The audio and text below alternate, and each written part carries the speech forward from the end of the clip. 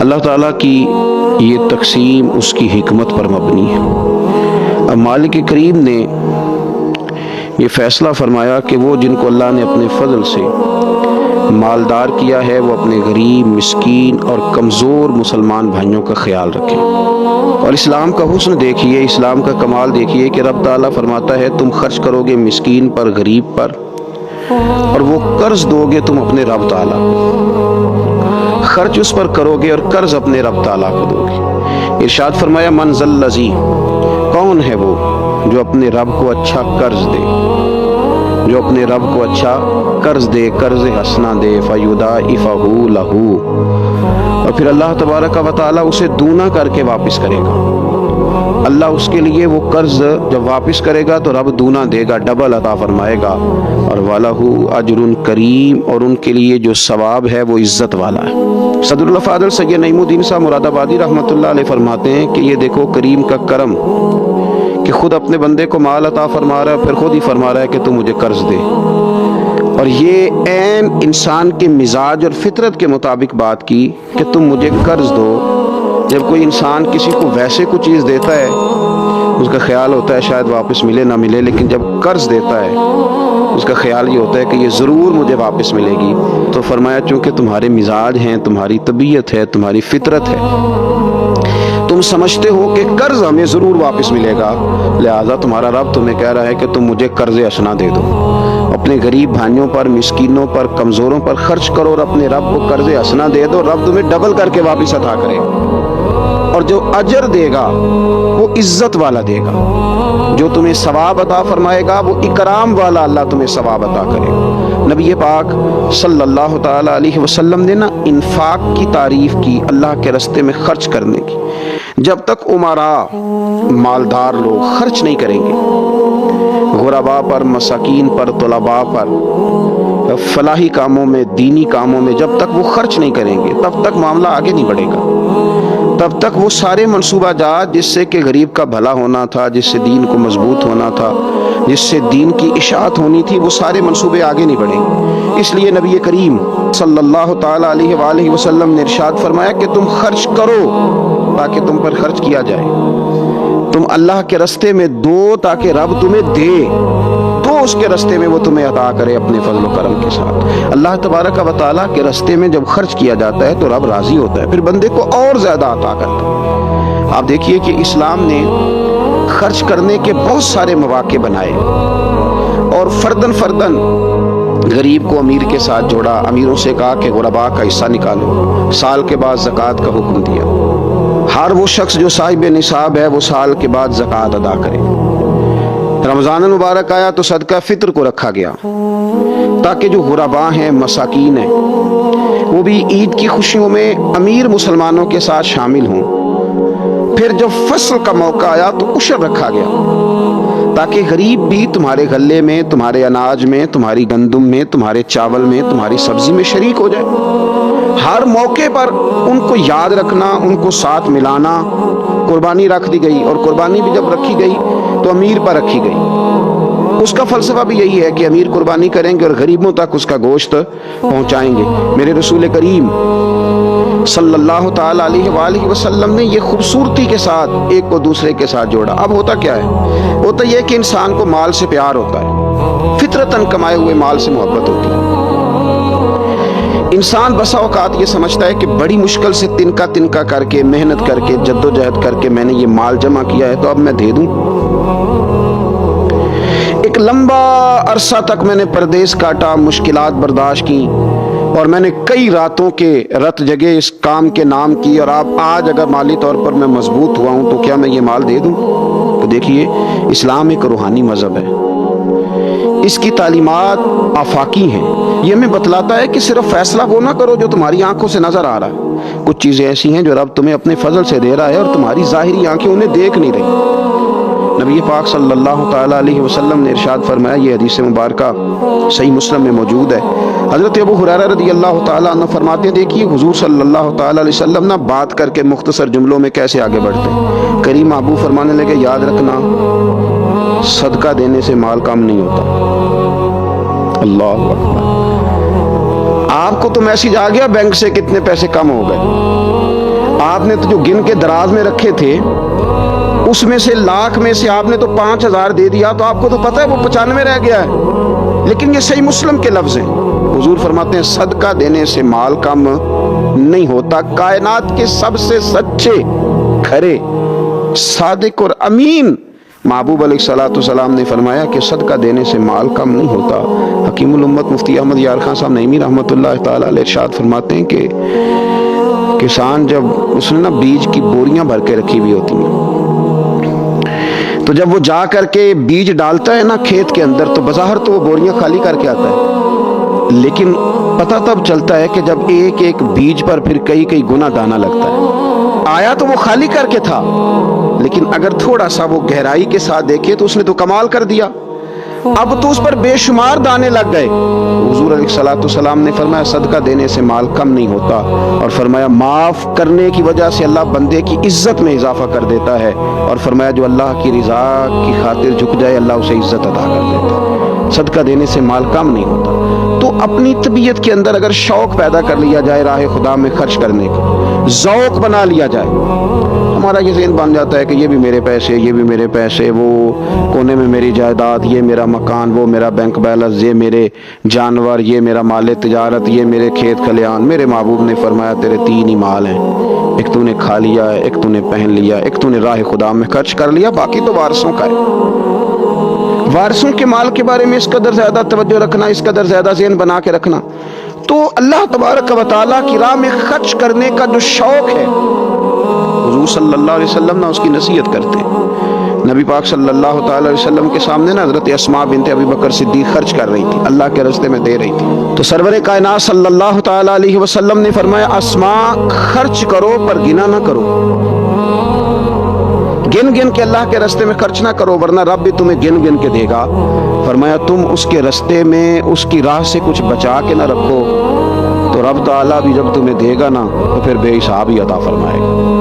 گن گن کے یوں احتیاط کر کے دیکھ کے پریشان ہو کے راہ خدا میں خرچ نہ کیا جائے، بلکہ اللہ تبارک و تعالیٰ کے راستے میں دیا جائے اور مالک کے حضور اس کی رضا کے لیے خرچ کیا جائے اللہ تعالیٰ کے بندوں پر۔ حضور صلی اللہ تعالیٰ علیہ وآلہ وسلم کی جو عادات جن کی وجہ سے کائنات میں میرے محبوب پاک علیہ الصلوۃ والسلام کے روز ڈنکے بجتے ہیں، حضور کی نعتیں پڑھی جاتی ہیں، ان میں حضور علیہ السلام کی ان خوبصورت عادات میں سے ایک عادت ہے حضور کا سخی ہونا، کریم ہونا۔ لب واں ہیں، آنکھیں بند ہیں، پھیلی ہیں جھولیاں، کتنے مزے کی بھیک تیرے پاک در کی ہے۔ نبی پاک صلی اللہ تعالیٰ علیہ وآلہ وسلم ارشاد فرماتے ہیں، حضور کا شوق دیکھیے خیرات کرنے کے تعلق سے۔ ہمارے ہاں یہ ہوتا ہے کہ بعضوں کا جیسے جیسے پیسہ بڑھتا جاتا ہے ویسے ویسے لوگوں کے اندر بخل آتا ہے، کنجوسی آتی ہے۔ بعض لوگ اللہ ماشاءاللہ وہ خیرات کرنے کی طرف اس طرح توجہ نہیں کرتے جس طرح کہ ان کا منصب انہیں حکم دیتا ہے یا ان کا منصب انہیں اس طرف قائل کرتا ہے۔ رسول کائنات صلی اللہ تعالیٰ علیہ وآلہ وسلم ارشاد فرماتے ہیں، بخاری مسلم میں موجود ہے، فرمایا اگر میرے پاس احد پہاڑ کے برابر سونا ہو، کلومیٹروں پہ پھیلا ہوا احد پہاڑ، اس کی چوڑائی ہے، اس کی لمبائی ہے، اس کی اونچائی ہے، یعنی پہاڑ کی بات ہو رہی، جن لوگوں نے زیارت کی ہے وہ جانتے ہیں کتنا بڑا پہاڑ۔ حضور فرماتے ہیں میرے غلاموں سنو، اگر میرے پاس احد پہاڑ کے برابر بھی سونا ہو تو فرمایا میرا دل چاہتا ہے کہ 3 راتیں گزرنے سے پہلے پہلے سارا اللہ کے راستے میں خرچ کر دوں، سوائے اس کے کہ جو میں نے قرض دینا، قرض کے لیے بچاؤں گا، باقی میں سب اللہ تبارک و تعالیٰ کے راستے میں خرچ کر دوں گا، 3 راتوں سے زیادہ نہیں گزریں گی، خرچ کر دوں۔ یہ شوق ہے نبی پاک صلی اللہ علیہ وسلم کا سخاوت کے ساتھ۔ حضور پسند کرتے سخاوت کرنا۔ نبی پاک صلی اللہ تعالیٰ علیہ وآلہ وسلم نے اپنے دست مبارک سے ہمیشہ لوگوں کو عطا کیا۔ حضور صلی اللہ تعالیٰ علیہ وسلم خرچ کرنے کی ترغیب دیتے، لوگوں کو رغبت دلاتے۔ ہمارے ہاں پہلی تو بات یہ ہے کہ خرچ کرنے کا ماحول نہیں بنتا، اور اگر بعض لوگ خرچ کرتے ہیں تو بے دلی کے ساتھ خرچ کرتے ہیں۔ اللہ تبارک و تعالیٰ کے راستے میں جب آپ کو دینا ہے، جب آپ کو مالک کے راستے میں دینا ہے تو پھر آپ کو بندہ تھوڑی دیکھنا ہے، پھر تو اللہ کی رضا دیکھنی ہے۔ تو خرچ تو کرتے ہیں لیکن وہ خوش دلی، وہ ذوق، وہ شوق، وہ خوبصورتی ان کی طبیعت میں نہیں ہوتی جو ہونی چاہیے۔ اللہ کے راستے میں خرچ کریں تو اللہ کی رضا کو پیش نظر رکھ کے خرچ کریں۔ پھر خرچ کیا جاتا ہے، صدقہ دیا جاتا ہے، لیکن کب بندہ بیمار ہو گیا، جب تندرست تھا لاکھوں روپے پڑے تھے، صدقہ کرنے کا خیال نہیں آیا، ہزاروں موجود تھے، اس کے دل کی توجہ اس جانب نہیں ہوئی. آج بیمار پڑا ہے، کمزوری آ گئی ہے، قریب المرگ ہو گیا ہے، اب اس کا خیال آتا ہے کہ میں کچھ اللہ کے راستے میں دوں، ایک بکرا لو بھی ذرا ذبح کر دو، ذرا تھوڑا صدقہ دے دو. کس بات پر؟ کہ میں بیمار ہو گیا. کس بات پر؟ کہ میں کمزور ہو گیا. اگر آپ صحت کے عالم میں صدقہ کرتے اللہ کو راضی کرنے کے لیے تو وہ کیا خوب تھا. وہ ہمارے ایک بزرگ ہیں تو فرمایا کرتے کہ میں نے جب خرچ کرنا شروع کیا تو میرے ذہن میں ایک بات آئی، اس نے مجھے ابھارا کہ میں اللہ کے راستے میں زیادہ خرچ کروں. میرے ذہن میں یہ بات آئی کہ یار جتنا میں اپنے والدین کی طرف سے خرچ کر رہا ہوں نا، میری اولاد بھی میرے بعد اتنا ہی خرچ کرے گی. تو کیوں نہ ایسا ہو کہ ان کے حقوق پورے ادا کر کے، ان کی آسانیوں کا خیال کر کے، جو اللہ تعالیٰ نے مجھے اپنے فضل سے زیادہ دیا ہے اس میں سے میں اللہ کے راستے میں خرچ کروں. تو اس شوق کے ساتھ میں نے خرچ کرنا شروع کیا. نبی پاک صلی اللہ تعالیٰ علیہ وآلہ وسلم ارشاد فرماتے ہیں کہ کسی بندے کا اپنی زندگی میں 1 درہم خرچ کرنا مرتے وقت 100 درہم خرچ کرنے سے زیادہ بہتر ہے. زندگی میں 1 درہم دینا مرتے وقت، یعنی عین بیماری کے عالم میں جب تو خرچ کر رہا ہے تو وہ تو 100 خرچ کرے گا درہم، اور تندرستی میں، صحت میں تو نے 1 خرچ کیا تو اللہ تعالیٰ اس 1 کا ثواب تجھے اس وقت سے زیادہ عطا فرمائے گا. یہ حدیث مبارکہ ابو داؤد شریف میں مشکات میں ملے گی. حضور فرماتے ہیں صحت کے عالم میں خرچ کر، بجائے اس کے کہ تیری طرف سے کوئی صدقہ دینے جائے تو خود صدقہ دینے جا، اپنے ہاتھوں سے دے اور شوق بنا کے دے اور توجہ کر کے دے، اور تیری طبیعت لگی ہوئی ہو اور تو خود اپنے کندھے پہ رکھ کے جائے، غریبوں کے گھر میں پہنچا کے آئے، اور تو تیرا دل کرے اگر میرے گھر کے اندر گندم موجود ہے پھر کوئی بھوکا نہ سوئے، اگر میرے پاس طاقت موجود ہے کسی کو کپڑا پہنانے کی تو پھر کوئی غریب سردی میں ٹھٹھرتا نہ سوئے، اگر میرے پاس طاقت موجود ہے مکانات بنانے کی پھر مالک کریم کا کوئی بندہ جس کو میرے رب نے پیدا کیا، اس کی قدرت کا جو شاہکار ہے رسول پاک علیہ السلام کا، کوئی غلام بغیر چھت کے نہ سوئے.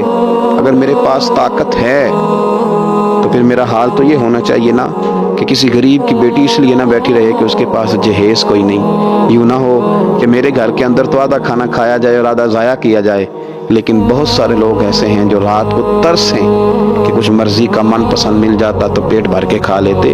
سخاوت کا حکم دیا گیا، صحت کے عالم میں خرچ کریں، تندرستی کے عالم میں خرچ کریں، اللہ کی رضا کے لیے خرچ کریں. یہ ماحول نہ بنائیں کہ بیمار ہو گیا ہوں تو جا بیٹے صدقہ کر دے، اب میں کمزور پڑ گیا ہوں تو جا بیٹے تو کچھ اللہ کے راستے میں خرچ کر دے. ایک شوق ہو، ایک طبیعت ہو.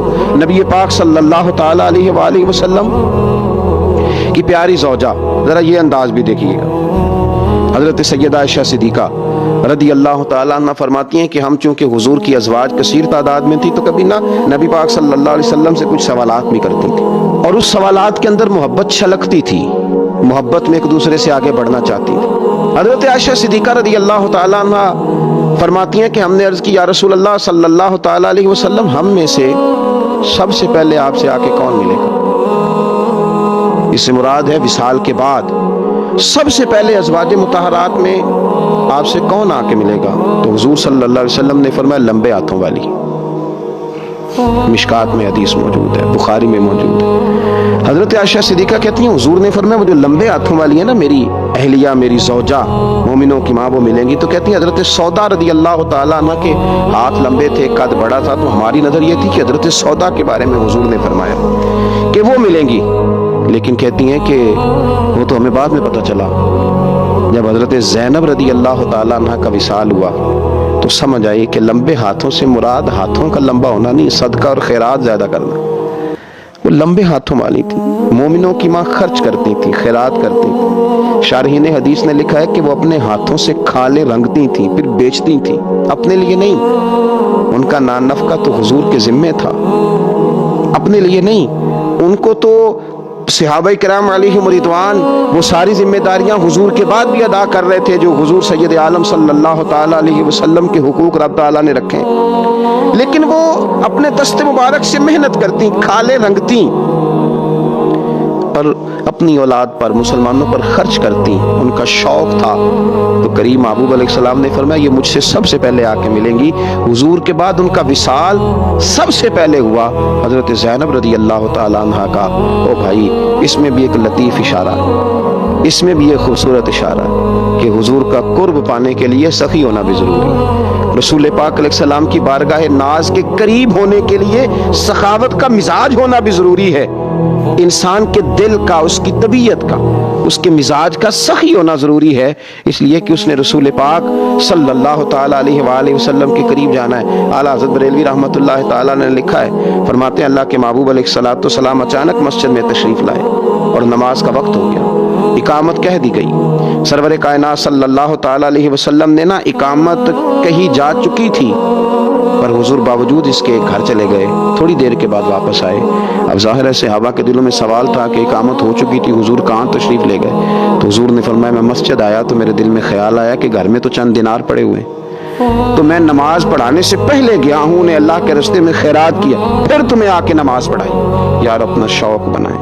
आप यकीन करें कि बहुत सारे लोग हैं जो बहुत सारे लोगों का ख्याल रख सकते हैं, लेकिन हमारी नज़र अपने से उठती नहीं। हम अपने आप से सोचना शुरू करते हैं, अपने ऊपर ख़त्म कर लेते हैं। अगर बहुत ज़्यादा बढ़ के सोचेंगे तो अपनी औलाद का सोचेंगे। जहन बनाएं सखावत का, और रमज़ान शरीफ में ख़ास करके तवज्जो करें। आप मसाजिद का ख्याल करें, मदारस का ख्याल करें, और खूब ख्याल करें, खूब ख्याल करें, और गुरबा का ख्याल करें, मसाकीन का ख्याल करें, कमज़ोर लोगों का ख्याल करें। देखें रब फरमाता है खर्च तुमने गरीब पे करना है, पर कर्ज तुमने अपने रब को देना है। अल्लाह ताला समझने की तौफीक अता फरमाइए।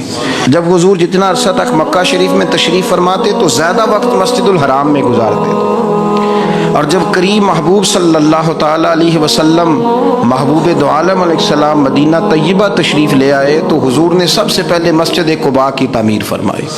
कोई एक हुजरा नहीं अभी बनाया, अभी ये तय नहीं किया कि मैंने मदीने के किस हिस्से में अपना मकान बनाना है, कहाँ रुकना है। सबसे पहले मस्जिद शरीफ की तामीर फरमाई और बनफ़्से नफीस फरमाई।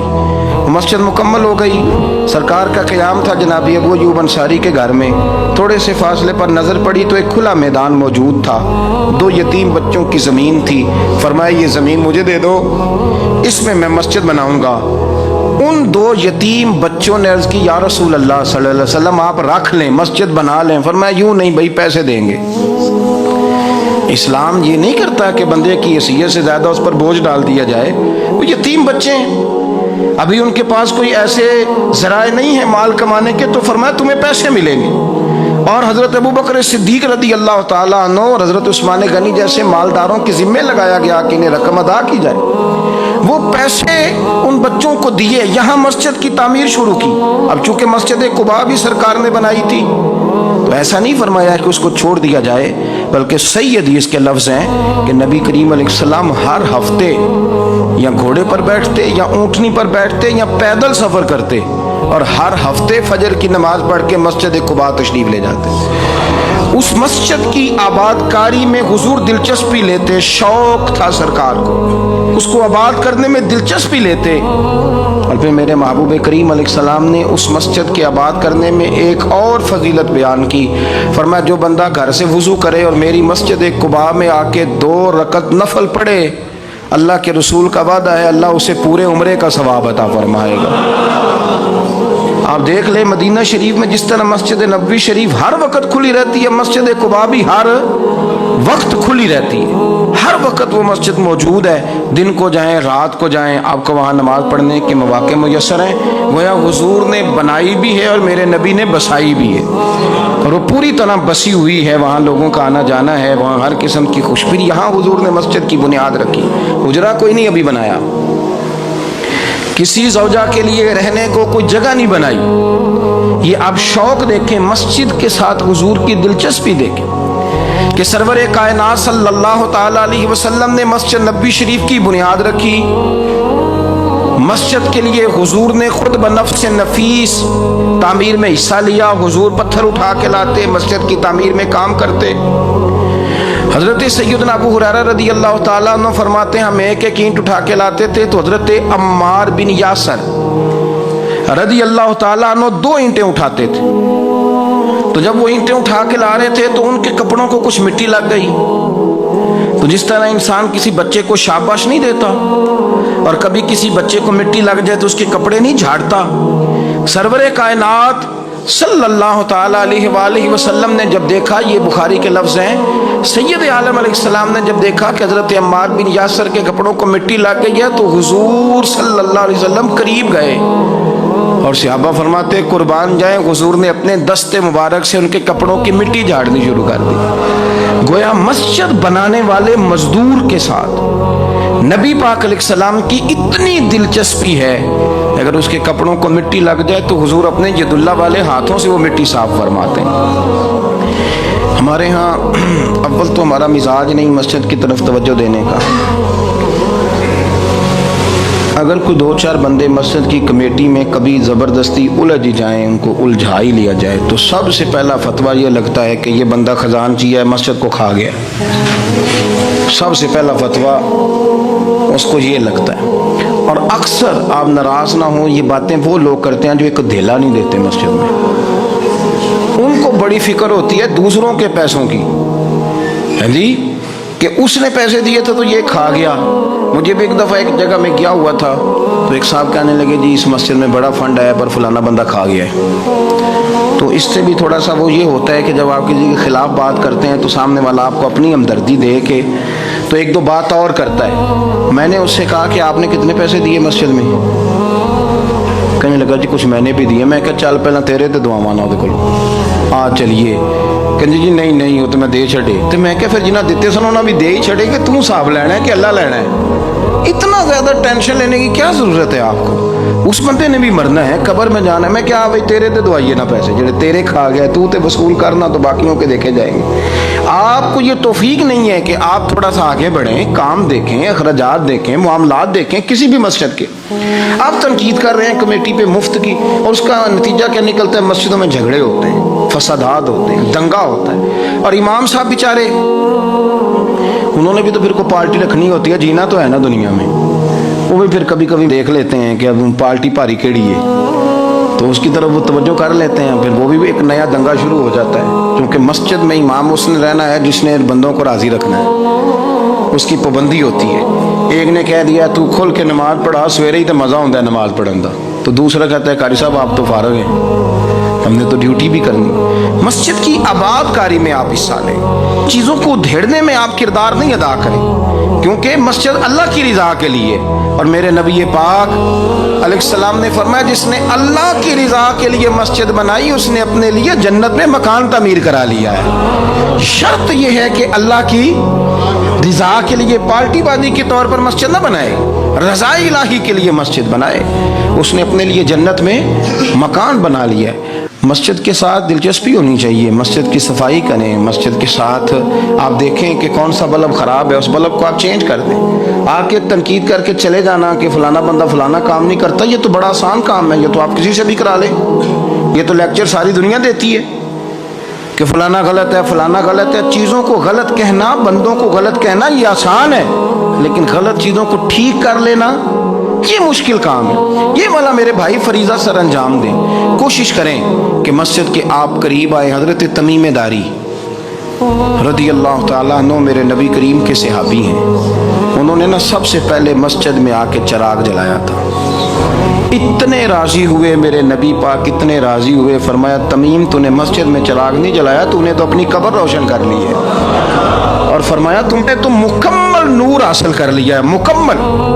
اور خاص حضور نے ڈیوٹی لگائی سیدنا بلال حبشی کی، وہ مسجد کا خیال کرتے، مسجد پہ توجہ دیتے، مسجد نبی میں کون سی چیز کہاں کس انداز میں کرنی ہے، حضرت بلال وہ خدمت سر انجام دیتے۔ نبی پاک علیہ السلام مسجد کے لیے مختلف اوقات میں مختلف احکام جاری کرتے۔ پہلے سرکار دو عالم صلی اللہ علیہ وسلم نے ایک دروازہ مخصوص کر دیا تھا، فرمایا بھئی ایک فیصلہ میرا یہ ہے کہ اس گیٹ سے صرف عورتیں آئیں گی، مرد نہ داخل ہوں۔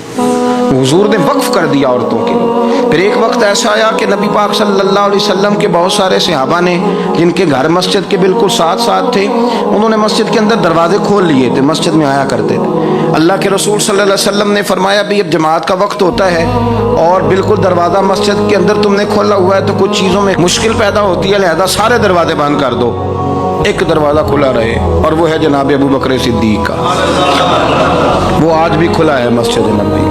اس کو وہ دروازے کو بند نہیں کرتے، کبھی ضرورت ہو تو وہ آگے کوئی کنات لگا دیتے ہیں، دروازہ وہ ہمیشہ کھلا رہتا ہے، اس لیے کہ اس کو میرے نبی پاک نے کھولا ہے، وہ دروازہ کھلا رہتا ہے۔ حضور نے مختلف اوقات میں مسجد کی تزئین و آرائش میں، اس کی وسعت میں دلچسپی کا اظہار کیا۔ حضرت بلال جھاڑو دیتے، آنے والے لوگوں کا خیال کرتے، مجھے کہہ لینے دیں، اس کو سیاسی نہ رہنا سمجھے، مجھے کہنے دیں اور میں بہت ساری احادیث اور بہت ساری سیرت کی کتابوں کا نچوڑ ایک جملے میں بیان کرتا ہوں۔ مسجد نبوی ایک پارلیمنٹ ہاؤس کا درجہ رکھتی تھی، اسی میں سارے فیصلے ہوتے تھے، اسی کے اندر کافروں کے ساتھ جو معاملات تھے وہ طے ہوتے تھے، اسی میں ہر چیز سیٹ ہوتی تھی مسجد کے اندر۔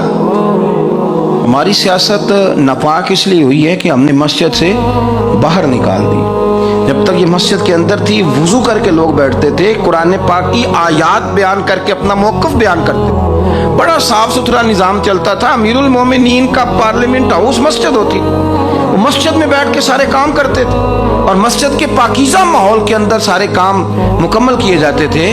حضرت سیدنا بلال حبشی کی ڈیوٹی تھی، جن لوگوں نے مسجدیں بنائی ہوتی ہیں ان کو مسجدوں سے پیار بھی بڑا ہی ہوتا ہے، اور میں اکثر آئمہ مساجد کو میں نے دیکھا ہے، امام صاحب نہ بیچارے پہلے انہوں نے بندہ تلاش کرنا ہوتا ہے جو ان کی جگہ پہ نماز پڑھائے، پھر انہوں نے کہیں جانے کا وعدہ کرنا ہوتا ہے، پھر وہ 15 فون کرتے ہیں، فلانے کے پاس چابیاں وہ لے کے جماعت کرا دینا، بڑا پیار کرتے ہیں مسجد سے بڑا، لیکن اس بیچارے کا ایک قدم بھی مسجد میں پکا نہیں ہوتا۔ سارے نمازی غلطی کر لیں، بھول جائیں تو بچ جاتے ہیں، ان کو کوئی مسجد سے نہیں نکالتا، لیکن امام کبھی کسی موقع پر کسی بھی جگہ وہ 2-4 جگہ پہ چھٹی کر لے، کوئی غلطی کر لے تو فارغ ہو جاتا ہے، حالانکہ سب سے زیادہ دلچسپی اس کی ہوتی ہے مسجد کے ساتھ۔ ہم مسجد کی آباد کاری میں جب ذوق پیدا کریں گے، نبی پاک صلی اللہ علیہ وسلم جب سفر پہ جاتے تھے تو سب سے آخر میں مسجد نبوی شریف میں آتے، نماز پڑھتے، جب سفر سے واپس آتے تو سب سے پہلے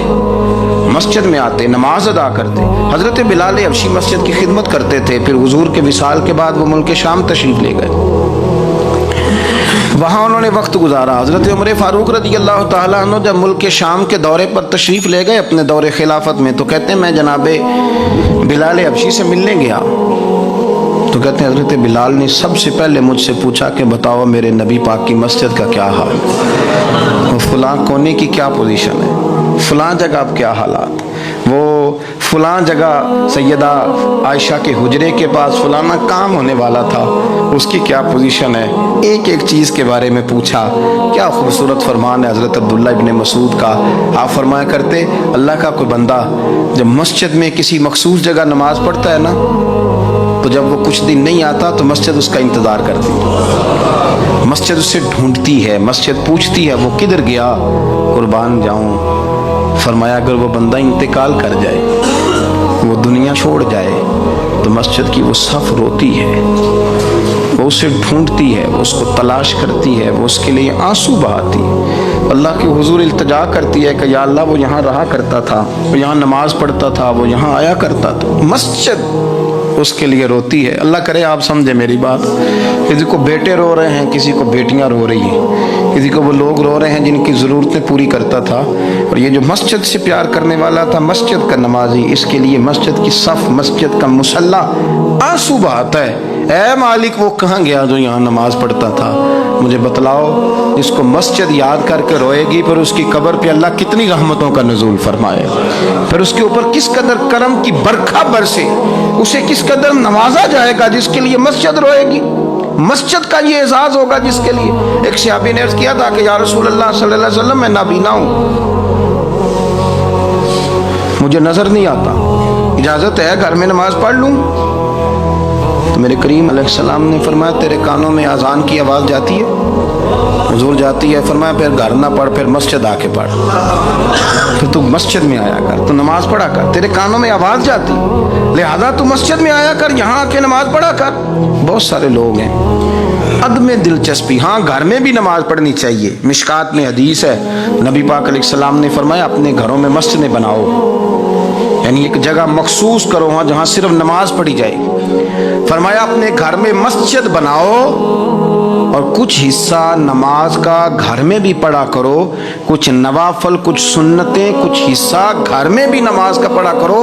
فرمایا اپنے گھر کو قبرستان نہ بناؤ۔ اس کا مطلب ہے جس گھر کے اندر نماز نہ پڑھی جائے بالکل، اس گھر میں سارے زندے لوگ بھی رہتے ہوں تو گھر قبرستان ہے۔ یہ حضور کا فرمان ہے کہ سارے لوگ زندے ہیں، ہنستے ہیں، بستے ہیں، کھیلتے ہیں، اٹھتے ہیں، پر 2 رکعتیں نماز نہیں پڑھی جاتی، وہ قبرستان ہے۔ حضور نے فرمایا قبرستان ہے۔ جتنی مرضی ٹائلیں لگی ہوئی ہوں، ہر کمرے میں اے سی ہو، بڑا شاندار باتھ روم ہو، ساری سہولتیں ہوں، اگر گھر والے گھر میں کچھ نماز نہیں پڑھتے، خواتین نہیں پڑھتی، مرد کچھ نفل نہیں پڑھتے، وہ قبرستان ہے۔ اور جس گھر میں کوئی اٹھ کے سویرے تہجد کا وضو کرتا ہے، وہ مردوں کا گھر نہیں، وہ تو زندوں کا گھر ہے۔ بچوں کو تکلیف تو ہوتی ہے جب سویرے بوڑھے اٹھ کے تہجد کا وضو کرتے ہیں، کیونکہ ان کے سونے کا ٹائم ہی وہ ہوتا ہے جب بابے اٹھ جاتے ہیں۔ بابا جی سویرے اٹھ کے وضو کر رہے ہوتے ہیں تو بچہ تنگ ہوتا ہے، دیکھو جی مطلب چونکہ اس نے جو سونا ہی اس وقت ہے جب دنیا کے جاگنے کا وقت ہے، لیکن اس کو پتہ نہیں جب تیرے گھر میں کوئی تہجد کا وضو کرتا ہے تو رب راضی کتنا ہوتا ہے۔ ہو سکتا ہے تیری بھی بڑی خطائیں اس کی وجہ سے معاف ہو جاتی ہیں۔ اس کا بوڑھا باپ، اس کا دادا، اس کا نانا سویرے اٹھ کے نماز پڑھنے لگا۔ ہم کیوں نہیں اس بات کو سمجھتے کہ مسجد کے ساتھ ہماری دلچسپی، اللہ کے گھر کے ساتھ ہمارا تعلق، میرے نبی کریم صلی اللہ تعالی علیہ وسلم نے فرمایا میں نے جنت کے اندر دیکھا کہ کس عمل کا ثواب زیادہ ہے، تو فرمایا میں نے سب سے زیادہ اجر والے جو اعمال دیکھے ان میں ایک عمل یہ ہے کہ جو بندہ مسجد کی صفائی کر کے کچھ کوڑا مسجد سے باہر نکال دے گا، رب کریم اسے جنت میں بڑا درجہ عطا فرما دے گا۔ لیکن یہ تو کام کرے گا کوئی غریب آدمی، ناراض نہ ہونا۔ مسجد میں جھاڑو دے گا کوئی، میں نے اپنے لاہور والے سارے پیر بھائیوں کو بلایا تھا کچھ دن ہوئے، میں نے ان کو نصیحت کی تھی کہ آپ اپنے علاقے کی مسجد کی صفائی کیا کریں، اور ساتھ میں نے انہیں کہا تھا کہ یہ میرا اپنے حکم سمجھنا ہے کہ مسجد کے انتظامی معاملات میں مداخلت نہیں کرنی، اپنی مسجد محلے کی میں جائیں اور جا کے جھاڑو دیں۔ بابا فرید صاحب رحمۃ اللہ علیہ فرمایا کرتے تھے جو چاہتا ہے اس کے دل کو سکون ملے تو وہ اللہ کے گھر میں جھاڑو دیا کرے، اور خود اپنے آپ سے کہا کرتے تھے اٹھ فریدا ستیا جھاڑو دے مسیت، تو ستیں رب جاگدا تیری ڈاڈے نال پرید۔